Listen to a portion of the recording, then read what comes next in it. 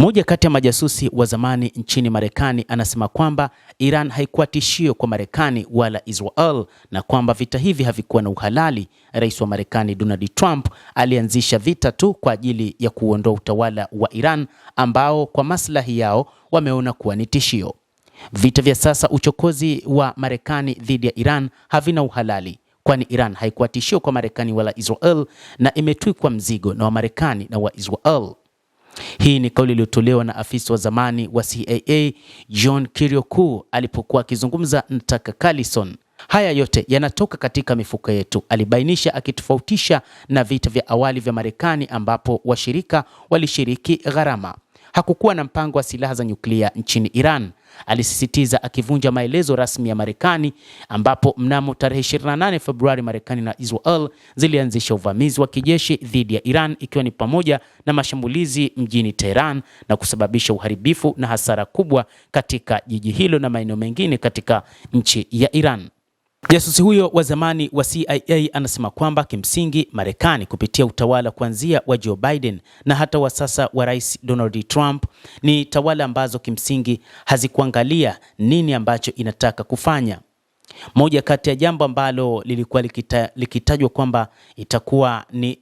vitisho kwa Iran dhidi ya Marekani ni juu ya silaha za nyuklia, lakini IAEA, lakini Marekani yenyewe na nchi za Magharibi na Urusi na China zilifanya uchunguzi wa hali ya juu nchini Iran na kwamba hazikubahatika kuona mpango wote wa kutengeneza makombora ya nyuklia licha ya taarifa za awali za mpango huo ambao ulikuwa ni mwaka 2003, lakini Iran katika kipindi tangu kutoka 2003 hakukuwa na mpango wa kutengeneza silaha za nyuklia na ni moja kati ya nchi zilizojiunga na NPT, kwa maana walikuwa tayari kuzuia mpango wa nyuklia katika nchi hiyo. Hata hivyo, taifa hilo ambalo limerutubisha uranium ya zaidi ya kilogramu 400 ni kwamba inadai ni kwa ajili ya amani tu na ni kwa ajili ya maendeleo ya nchi, lakini Marekani ilikuja na mpango wa JCPOA ambao ulianzishwa mwaka 2015 chini ya Rais Barack Obama, lakini rais wa Marekani wa wakati huo ambaye kwa sasa yupo madarakani, Bwana Donald Trump, aliondoa Marekani katika mpango huo wa JCPOA.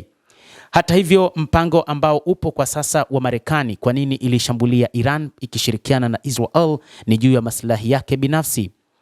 Marekani inadhani kwamba utawala nchini Iran ndio tatizo na kwamba unatafuta kila njia ya kuweza kuondoa utawala huo.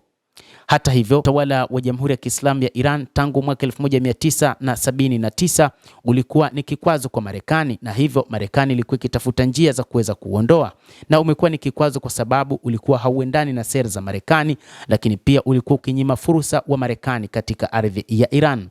Hata hivyo, mpango uliokuwepo katika Mashariki ya Kati ilikuwa ni Israel yenye ushirika wa muda mrefu na Marekani, kwamba Israel ndio ilikuwa inapaswa kuwa kinara katika eneo hilo la Mashariki ya Kati katika kila idara, lakini kutokana na teknolojia ya hali ya juu nchini Iran, licha ya kuwepo kwa vikwazo vingi, lakini ni Iran ambayo ilikuwa inakuja kwa kasi kubwa kwa maendeleo na mambo mengi ambayo yanafanyika ndani ya taifa hilo. Hata hivyo, Marekani ambayo imewekeza kwa kiasi kikubwa katika nchi za Mashariki ya Kati ilitamani kuwekeza na kupata rasilimali nchini Iran. Hili limeshindikana baada ya mapinduzi ya Kiislamu nchini Iran. Hata hivyo, wachambuzi wanasema kwamba baada ya Iran katika eneo la Mashariki ya Kati, Saudi Arabia huenda ikaingia katika mzozo na Israel, na mzozo huo, licha ya kwamba Saudi Arabia ina ushirika na Marekani, lakini Marekani itaweza kubaki upande wa Saudia. Na moja kati ya changamoto ambazo wakati huu zinayakumba mataifa hayo ni pamoja na namna Saudi Arabia inavyopambana kuhakikisha